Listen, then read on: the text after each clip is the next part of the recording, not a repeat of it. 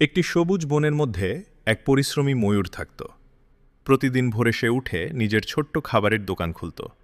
সে ফল, শস্য আর মধু দিয়ে সুন্দর খাবার বানিয়ে বনবাসীদের খাওয়াত। একই বনে একটি চালাক শিয়াল ছিল।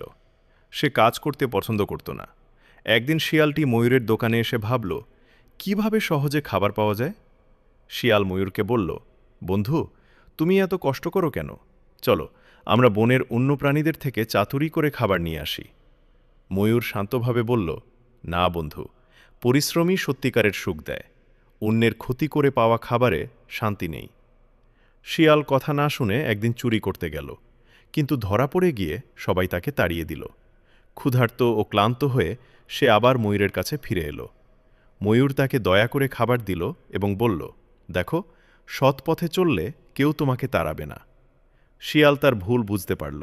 এরপর থেকে সেও ময়ূরের সাথে পরিশ্রম করে কাজ করতে লাগল। পরিশ্রম ও সততাই জীবনে সত্যিকারের সফলতা এনে দেয়।